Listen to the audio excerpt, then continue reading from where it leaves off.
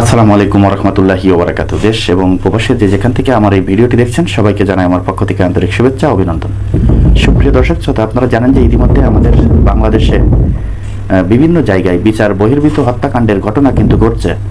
আমরা জাহাঙ্গীরনগর বিশ্ববিদ্যালয়ে দেখেছি যে একজন সাবেক ছাত্রলীগ নেতাকে পিটিয়ে হত্যা করা হয়েছে এবং আমরা ঢাকা ইউনিভার্সিটি দেখলাম একজন যুবককে যে পিটিয়ে হত্যা করা হয়েছে এবং বিভিন্ন জায়গায় বিভিন্ন সময় এই হত্যাকাণ্ডের ঘটনা কিন্তু আমরা ক্রমাগত দেখেই চলছি। এর মূলত কারণটা কি আসলে?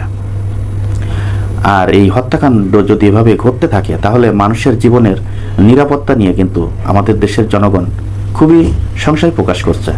কারণ আপনারা জানেন যে অন্তর্বর্তীকালীন সরকারে যারা রয়েছে, আসলে মূলত এই সরকারে যারা আছে তারা সবাই কিন্তু ভদ্র মানুষ, নম্র ভদ্র শিক্ষিত, এবং বিশেষ করে যারা সেনাবাহিনীতে চাকরি করছে সেনাবাহিনীতে রিটায়ার্ড প্রাপ্ত, এবং আমাদের প্রধান উপদেষ্টা যিনি রয়েছেন উনি একজন বিশিষ্ট ব্যবসায়ী এবং শান্তিতে নোবেলজয়ী একজন ব্যক্তি। অর্থাৎ এই রাজনৈতিক যেই ধারণাটা, এই রাজনৈতিক যেই আচরণটা এবং রাজনৈতিক যেই পরিচালনার যেই বিষয়টা, এই বিষয়টা কিন্তু এদের ভিতরে খুবই কম থাকার কারণে আমাদের দেশে এই সমস্যাগুলো কিন্তু ক্রমাগত ঘটতেই থাকছে এবং ঘটতে থাকবে।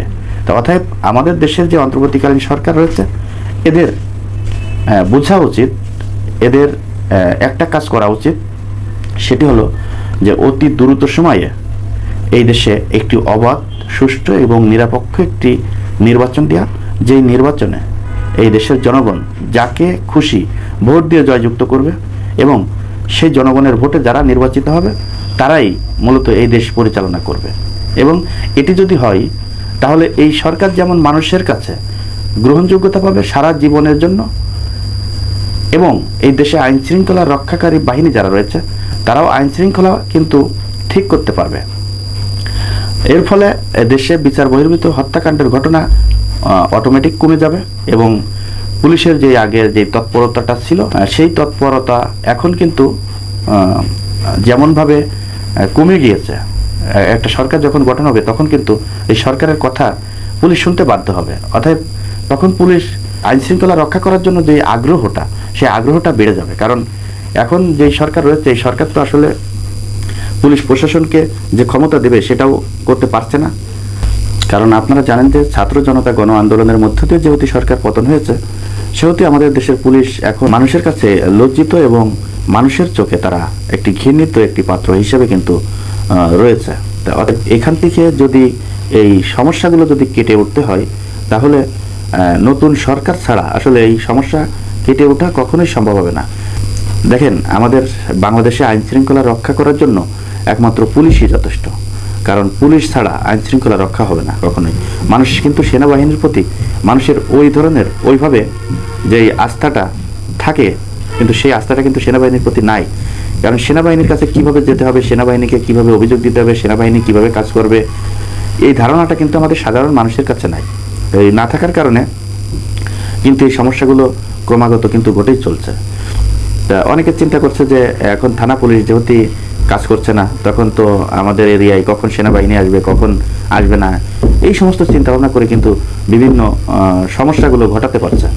তাই একমাত্র এই দেশে যদি মানুষের জানমালের নিরাপত্তা দিতে হয়, একমাত্র পুলিশ প্রশাসন ছাড়া, থানার পুলিশ ছাড়া আসলে এটা কখনোই কোনো বাহিনী দিয়ে সম্ভব নয়। তাই আমাদের দেশের সরকারের এই মুহূর্তে বোঝা উচিত এবং তাদের যেটি করণীয় সেটি হলো অতি দ্রুত, যত দ্রুত সম্ভব একটি অবাধ, সুষ্ঠু, নিরপেক্ষ নির্বাচন দিয়ে গণতান্ত্রিক সরকারকে ক্ষমতা হস্তান্তর করা। তারা পুলিশকে যেভাবে পরিচালিত করবে পুলিশ সেভাবে পরিচালিত হবে। অতএব পুলিশকে ক্ষমতা দেওয়া ছাড়া, পুলিশের জনবল বাড়ানো ছাড়া, পুলিশের নিয়োগ দেওয়া ছাড়া আমাদের দেশের ছোট্ট একটি রাষ্ট্র, সেই রাষ্ট্র হিসাবে আমাদের দেশে কিন্তু পুলিশ প্রশাসন অনেক কম। সেক্ষেত্রে যারা যুবক, যারা শিক্ষিত যুবক রয়েছে, যারা চাকরিযোগ্য ব্যক্তি রয়েছে, আমি মনে করি তাদেরকে চাকরি দিয়ে, পুলিশের চাকরি দিয়ে পুলিশের জনবল বাড়ানো এবং পুলিশকে সহযোগিতা করা। পুলিশকে সহযোগিতা করলেই এবং পুলিশের জনবল বাড়লেই মূলত আমাদের দেশে আইন শৃঙ্খলা রক্ষা করা এবং শান্তি ফিরিয়ে আসা সম্ভব হবে।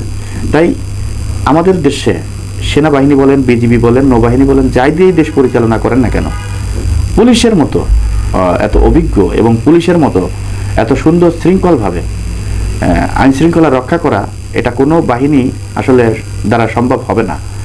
তাই একমাত্র পুলিশই পারবে আমাদের দেশের আইন শৃঙ্খলা রক্ষা করতে। তাই পুলিশের প্রতি মানুষের যে অনাস্থা এখন রয়েছে, সেই অনাস্থা ফিরিয়ে আনতে হলে যে আবার নতুন করে যে পুলিশের জন্য নতুন আইন তৈরি করতে হবে, এবং পুলিশ যদি জনগণের উপরে অন্যায়ভাবে জুলুম করে, পুলিশ যদি জনগণের উপরে কোনো অন্যায়ভাবে যদি তাকে গ্রেপ্তার করে, সেক্ষেত্রে পুলিশের বড় ধরনের সাজার বিধান রেখে পুলিশকে সতর্ক করে এই পুলিশকেই কিন্তু দায়িত্ব দিতে হবে এই দেশের আইন শৃঙ্খলা রক্ষা করার জন্য।